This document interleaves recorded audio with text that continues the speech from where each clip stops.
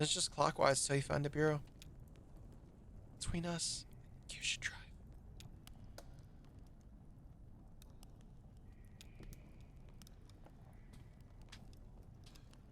Woo! Went in a long roll onward. Gate.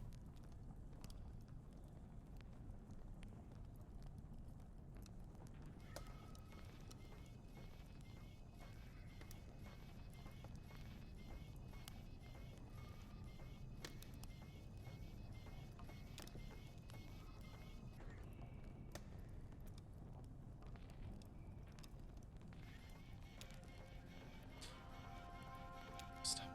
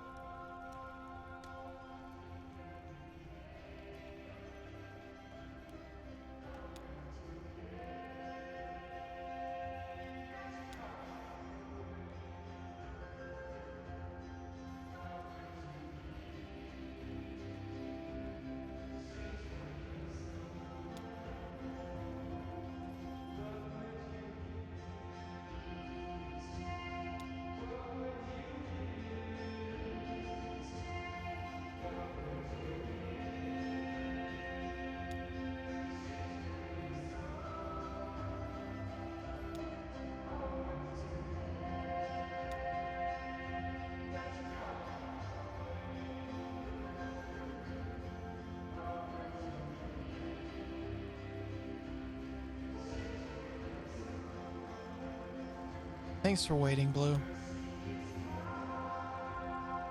We were gone a bit longer than expected. Are we okay, Blue?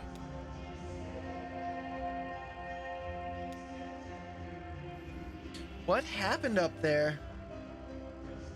Actually, not sure. Very mysterious, ma'am.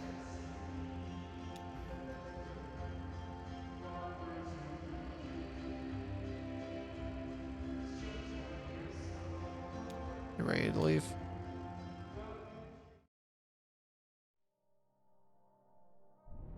Okay, so cathode ray. Wait, sorry.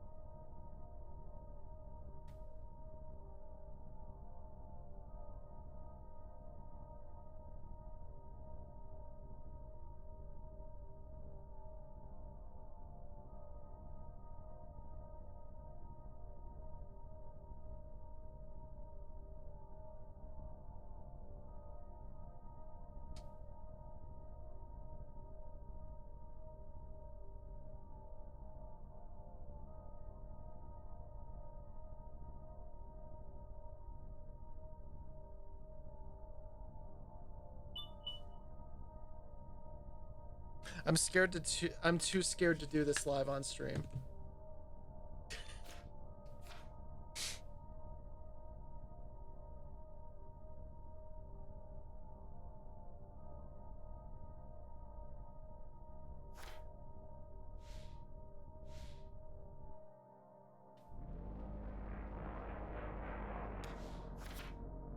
See if we can find any cool stuff.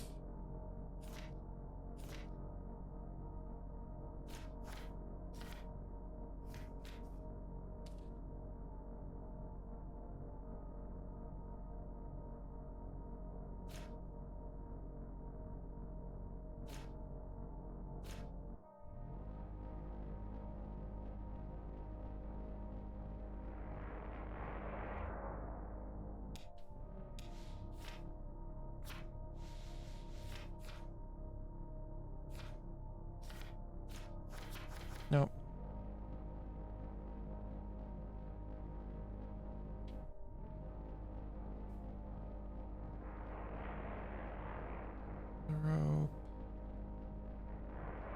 Cathode ray.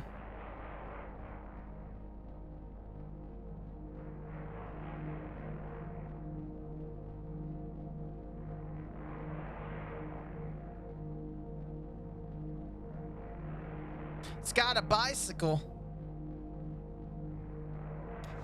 Wait, there's one that was the feather.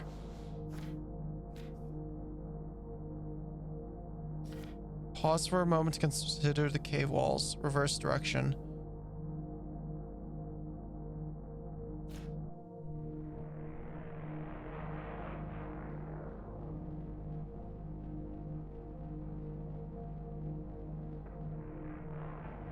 Not the sandwich.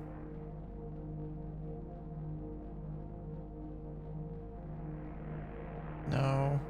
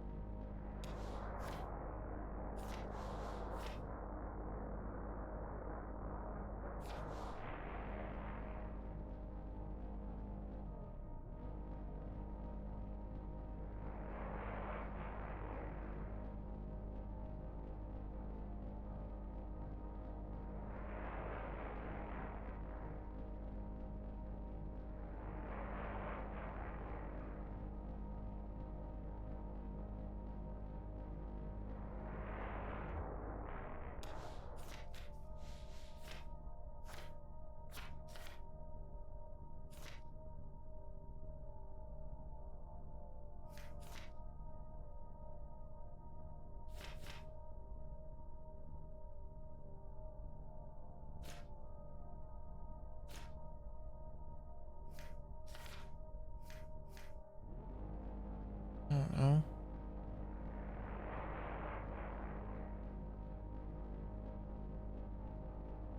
Children. About a dozen children are gathered in a shallow, dry basin to the side of the road. They're seated on overturned pots and pans arranged in 3 configurations. One group of 5 children are clustered to the right. One group are arranged loosely in the center, all facing an older girl who sits on 3 pans stacked together. The boy at the head of the arrangement looks sternly down on another child. The younger boy kneeled on the stone floor without a pot to sit on. A spare stock pot, perhaps belonging to the younger boy, set to his side. Stand next to the younger boy. The older girl nods solemnly to Ezra. The older girl takes a wide green leaf from the floor next to her and pretends to read off a list of charges. The younger child is accused of making agreements for trading card exchanges for which he has not been able to honor. The judge asks for a witness to testify. The boy describes the participants and events depicted on the trading card he was to receive and makes related claims about the defendant's nature. Ezra is prompted to argue on behalf of his client. A mistaken identity. The judge invites the jury to examine the defendant more carefully. The defendant slightly rearranges his hair. The jury is sequestered a few feet away and returns with a verdict of not guilty. Groups of children reconfigure themselves and a new trial begins with the former defendant now as judge.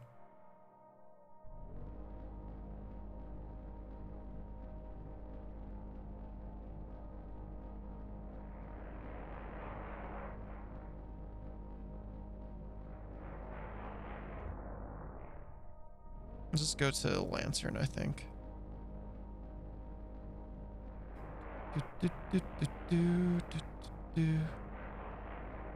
No.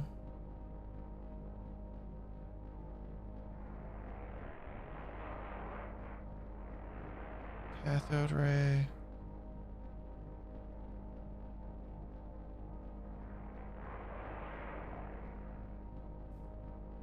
Lantern.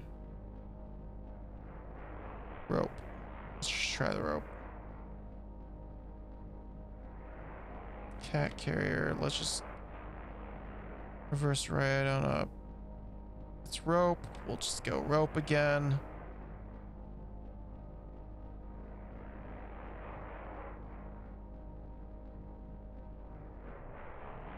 Backpack.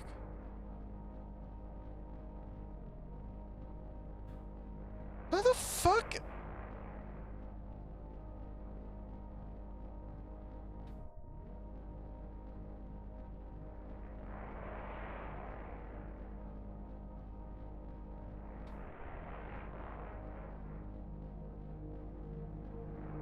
Okay.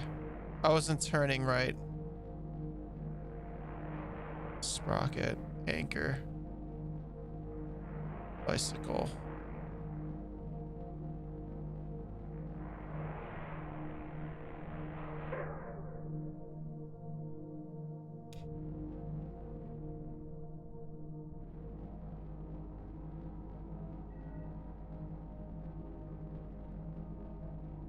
Tunnel. Rock around the tunnel mouth is covered in inch-long scratches at odd angles. Light from the road doesn't seem to penetrate very far, but a faint, thin grumble from the darkness catches Johnny's attention. Junebug pulls the bike into the cave entrance. The bike's headlight beams feebly into the darkness. After a short drive, it's too dark to continue safely. Drive away. Don't trust it.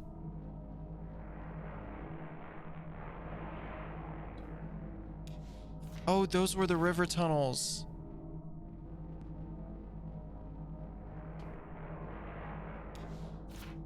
Shit. Well.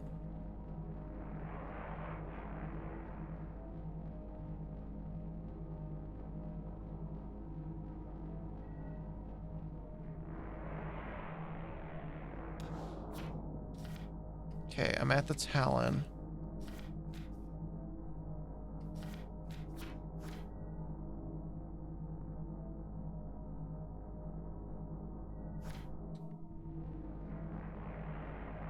Sinkhole.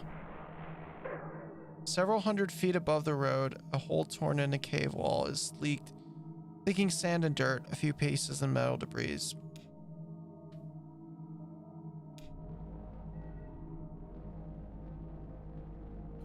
Okay.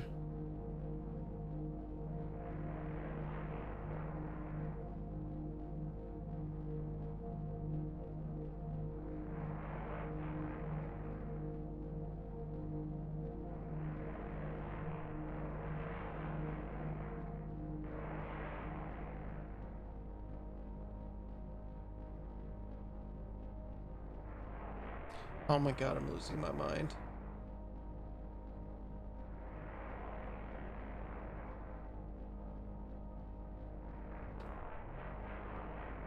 Please tell me that was soon enough. Okay, it was.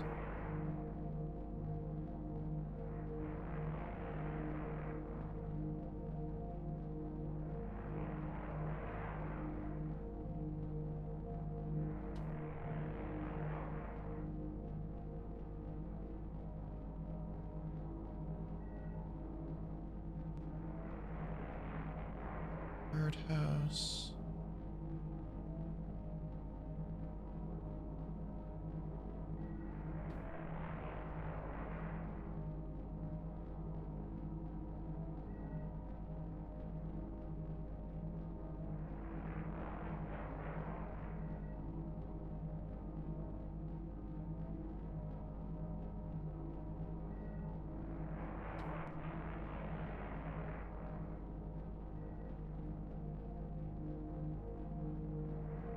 I think I did this wrong.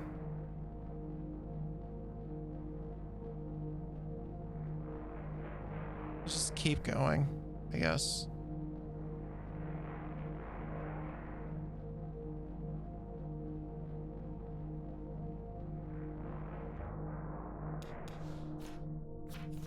There's one for bottle.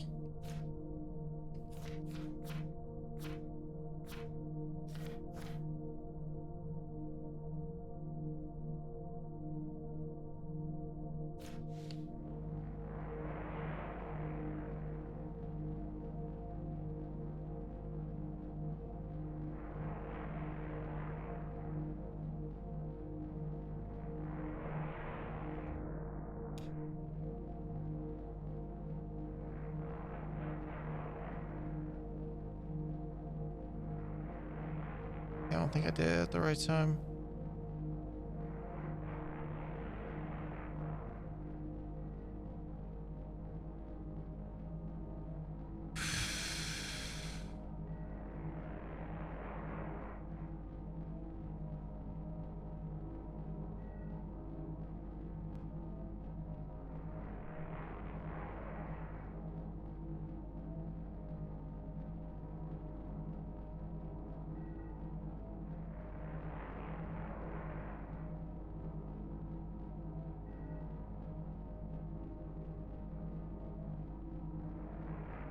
Oh yeah, congrats, Honor.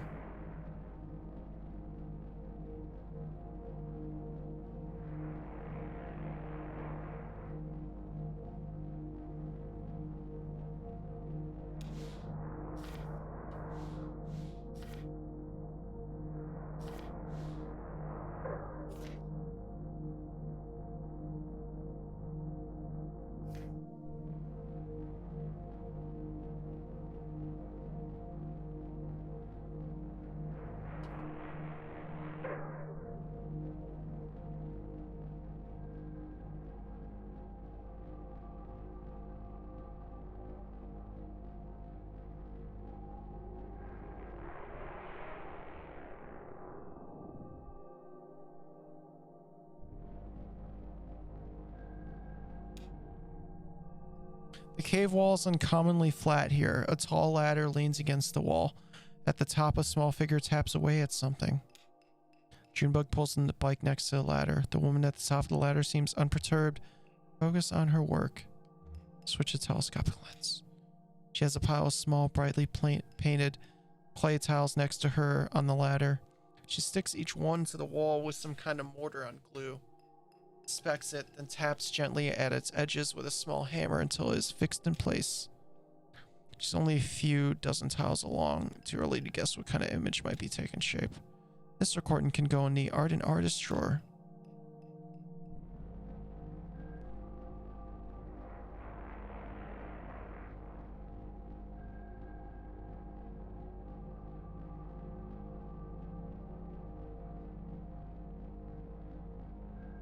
Oh my god, I just looked at what time it is. Okay. Let me see if I can get out of here. Let me go and read the fucking thing. Because it did say, how do I get to... Alright, I can get to the feather.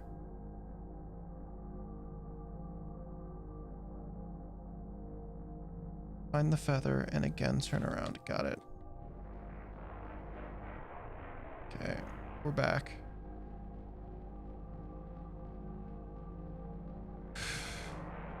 Barrel run.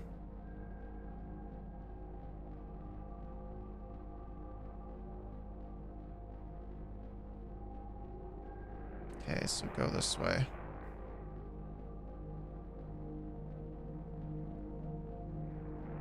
At the tree.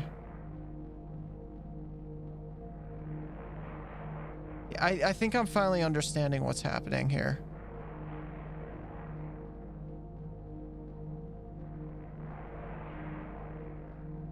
Stop at each one.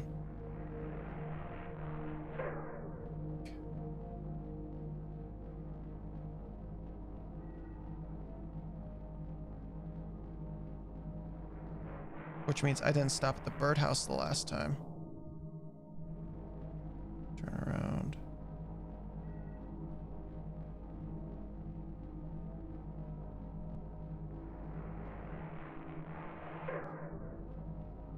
Okay.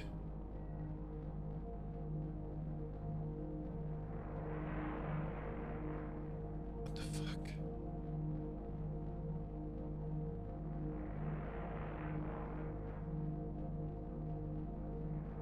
Cathode ray.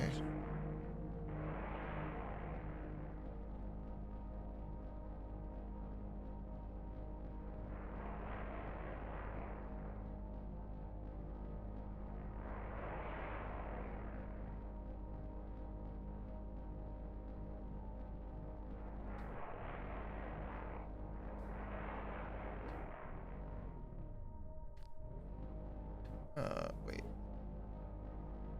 Tape recorder's gonna be right here. Just go over here. Let it do that thing.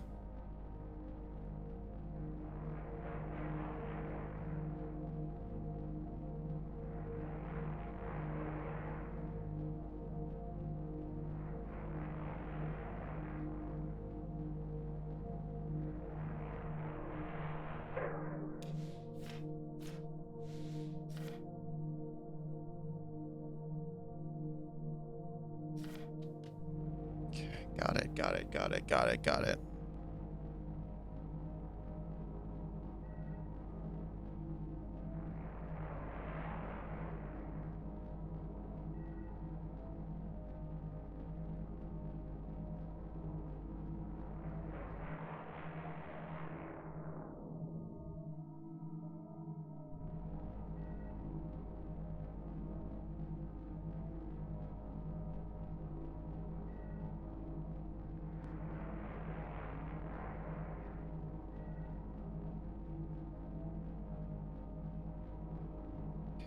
Find the feather.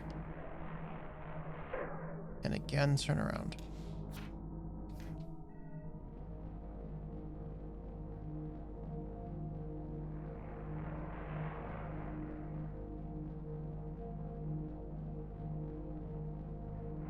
Alright, I'm gonna try and just keep going.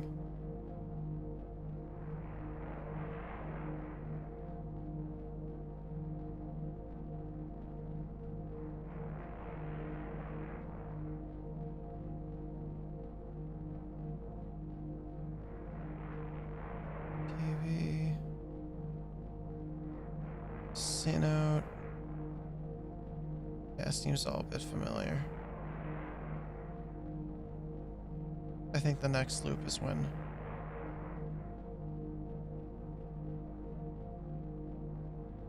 There it is.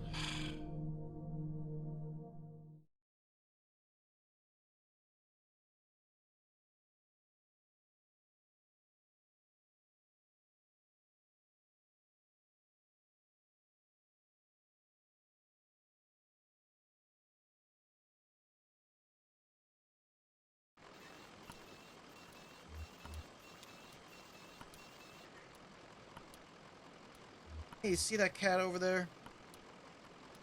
Think she'd eat some bread? One more the...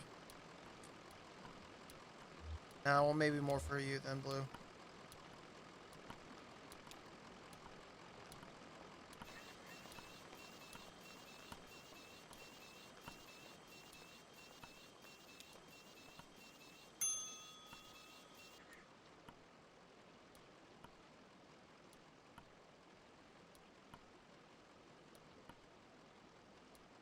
Hula! Here you are. Marianne has the rest of the evening off, so I'm minding the desk. Any word on the address? The results just came by courier. Good news. Donald and his assistants were able to sort through the noise. Had Rick cross-reference the results against some of our records on a corresponding mail stop on the Echo River route. As it happens, the night ferry is scheduled to make a stop here shortly. Ferryman carries the mail and collects the garbage as well. I'm sure you can catch a ride out that way. You're welcome to wait here. I have to get back to packing. Are you going somewhere? I might. I'm feeling impulsive, and I'd like to be ready. Maybe back to Mexico. It's been years. Still have one of my sculptures down in the museum there. Did you know? Big, ugly iron thing. Time to have it scrapped anyway. Safe travels. Try to stay out of the water. It's colder than it looks and deep.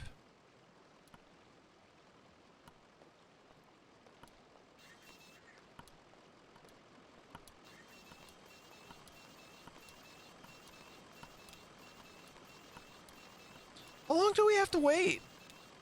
Who knows? Alright, what happened? What? In the church, at the graveyard. You two came out of there all weird. What happened? It's okay. You can tell them. It doesn't matter anymore. Fine.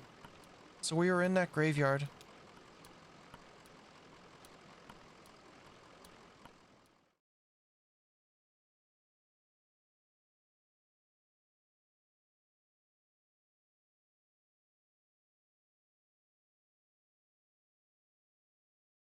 Alright, time to find out what happened here.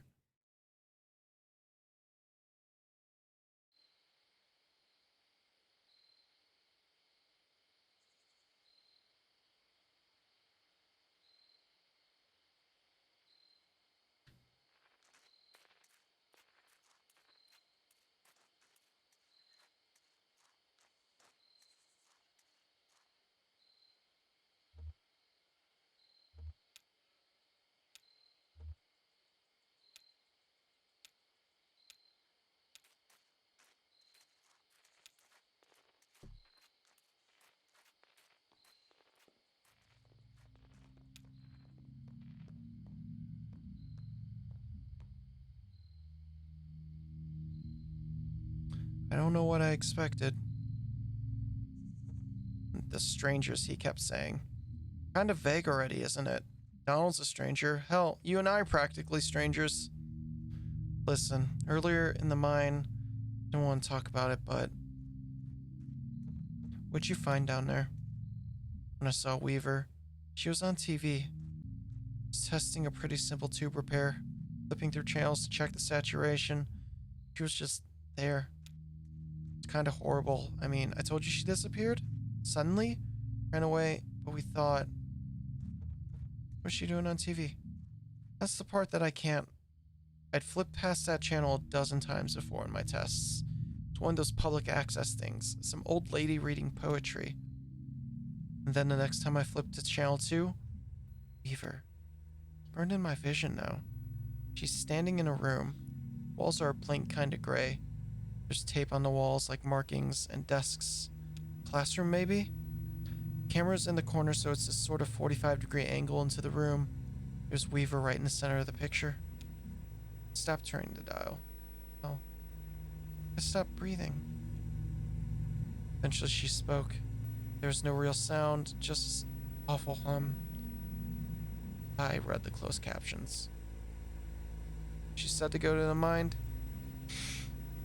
Go to the mine. I'd find something there. I can't remember her exact words. Whenever I try, I get distracted, fuzzy. Shannon coughs into her sleeve. It's so dusty in here, right? Real dusty. Think with all those holes in the ceiling. What the hell was that? Did you hear that? We should check outside.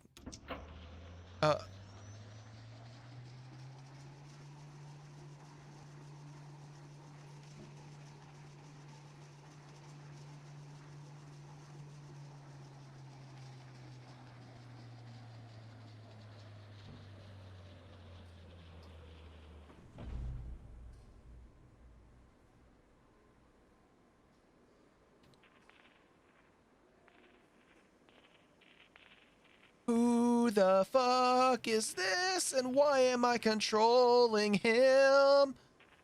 Can I go down these stairs? Nope.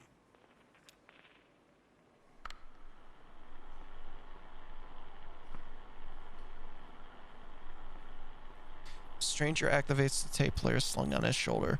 Crackly drawl echoes in the room. It is patient and sounds like it should be smiling. My regrets. I hope I didn't keep you waiting long. We don't see a lot of foot traffic these days. Guess you're here about the job. Afraid we only have one opening at the moment. Horrible business. We're actually looking for some information about an old computer. Certainly. Tell you everything you need to know. Only just met you, but I feel certain there's a place for you here. About to take you over to meet the dispatcher, show you the trucks, get you familiarized. We can converse as we go. What is this place? It's not an old church. No, I guess not, but still as kind of reverence to it? What's that smell? Like bread. Baking bread? Please, follow me.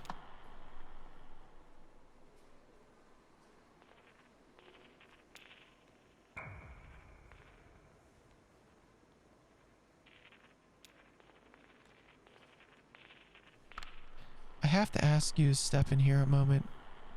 This is for your safety and adjust your outfits just a bit. There's some protective headwear up on the wall back there. Please remove your shoes and eyeglasses. We don't wear glasses, so that won't be an issue. Do us a favor and put on the headwear anyway. Just this way.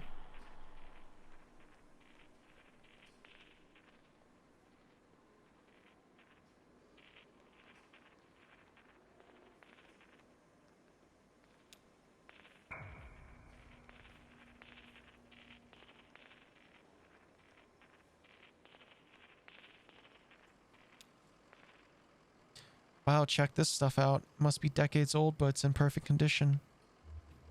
You really like old electronics. Yeah, I've got it bad. That's why I got into this business, to keep old stuff like this running.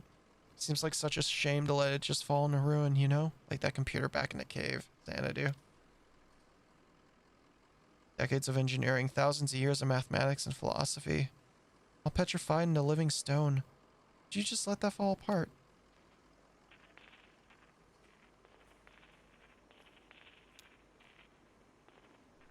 More new arrivals this evening. Plenty to do. Got to relay the formula. What formula? Oh, the formula changed our lives. Once years ago, we were as prisoners to the intricacies of our debts here.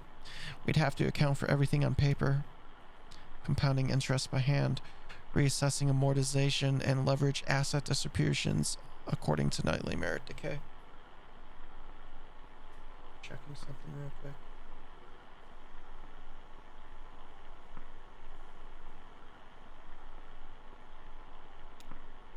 And she stepped out of the dark caves. Show us the light of the formula.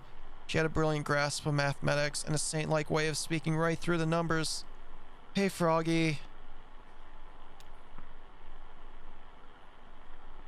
I'm hopefully near the end of this act.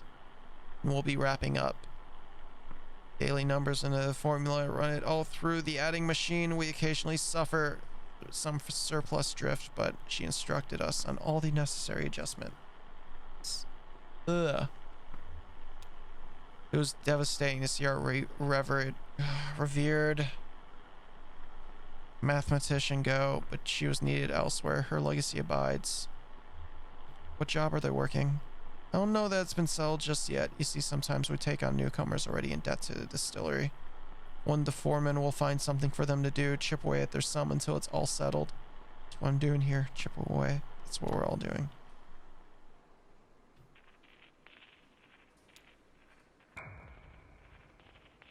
Oh, Earl. This is Earl. He used to be a beekeeper. Borrowed some used casks to store the hives, but the interest accrued more quickly than the honey, and now he works for us here in logistics.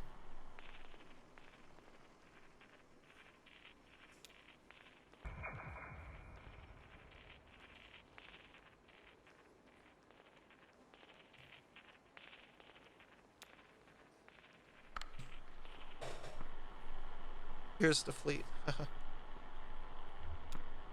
Oh, we just used these to get around eternally. Well, it's grown a great deal over the years. Incredible to think, really. When Mr. Bishop founded this operation, it was only about 1,800 square feet. Half of that or more was occupied by camouflage to keep the law out. Hiding out in the back of an old church, purifying spirits by handmade fire, a kettle and a dream.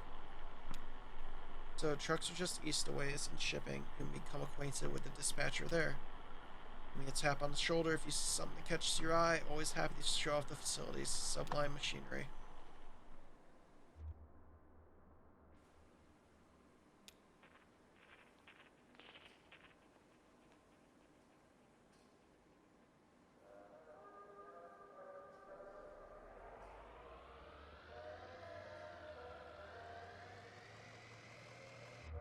Okay.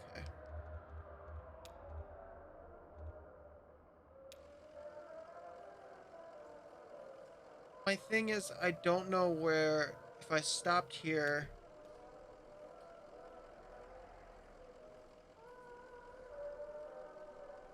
I don't know where it'll drop me off.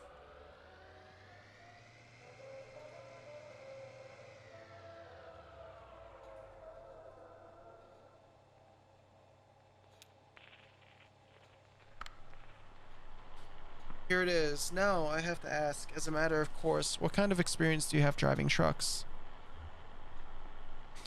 I drove deliveries for an antique shop up until this last run. Aha, precious cargo. I'll do just fine. You can drive safely, can't you?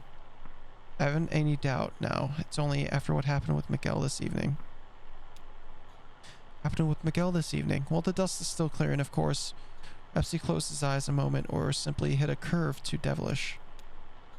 I do pity ill-fated Miguel. He was good company and slow to anger, but if we're speaking confidentially, well, with all that lost product to be repaid, bourbon and glass dashed across the interstate, a few casks too, well, just thankful he had no next to kin. Let's see if we can ring up the dispatcher.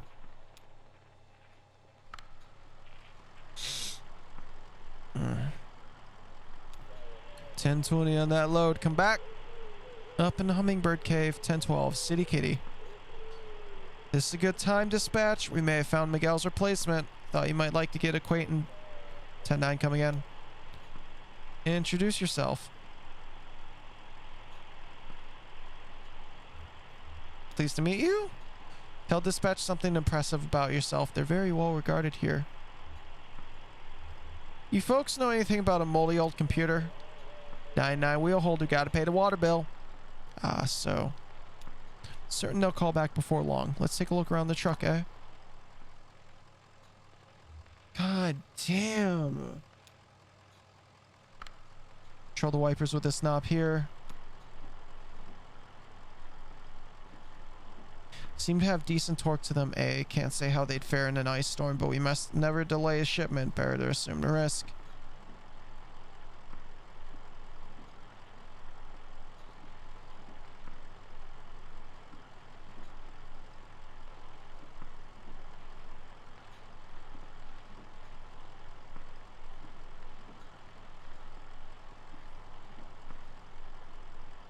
Is a bit being played on me?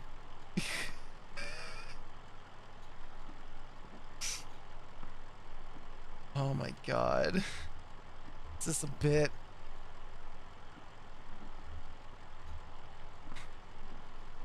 Welcome to the stream, Chick Hicks mustache, a skeleton. It's helping us with an inspection on our truck, I guess. I wouldn't know it if I saw it. Too many years of climate control. If I mentioned I rarely, if ever, leave our facility, I wouldn't know if the rain, if it drowned me. Such a class for the day to drive in the rain. It's pointless to stay. I'll review. He was a lost cause, and she didn't need it anyway. She was smart, bored. It was time to cut out. Shitty day for it, though. Oh.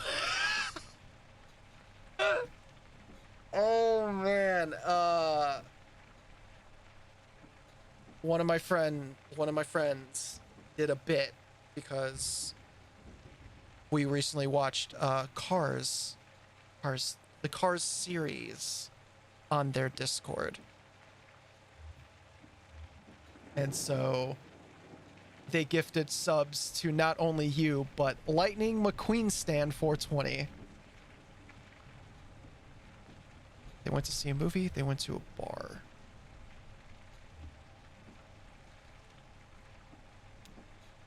This is some anonymous swashbuckler film about real men and women, real tights, real lips, fake blood. They brought a flask. They smoked cigarettes, drank awful hooch, whistled buckets of rain. She sang about someone she wanted once to have loved. Brown hair curled around her ear. She had a voice like Scotch whiskey. They poured another drink, and another and another. She worried it was getting dark out, then it was getting light out. They ended up in someone else's field, in someone else's car, an early morning joyride, and a sunrise collision. She got on the bus, and he hiked back to his car. He sat in his car and went over some options. Chicago? Toronto? Barrow? It seemed like a bold and impulsive gesture at the time. As he pulled out of the parking lot, he removed his hands from the steering wheel for a moment and felt the car drift into a decision. Years later, he'd think of this as the moment he himself started drifting. Modest technology, but suited to the job, eh? Plenty good enough. You know what? I know when I'm out of stamina and I'm at that point, I'm going to take the risk. I'm going to call it here.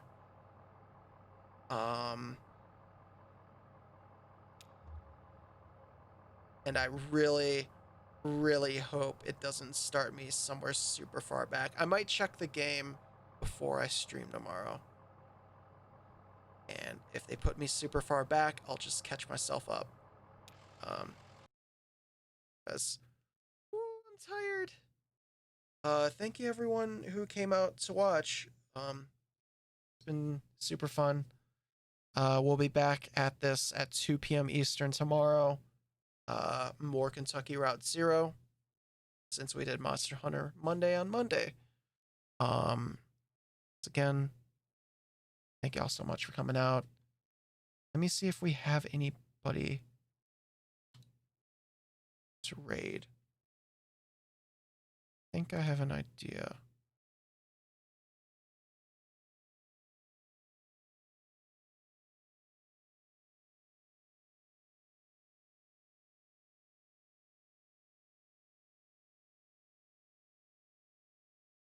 Nope, my idea has stopped streaming, so I don't have anyone to raid today, so I'm just gonna give you guys a nice farewell. Y'all take care, y'all have a good one. Yeah, I'll see y'all tomorrow. Peace.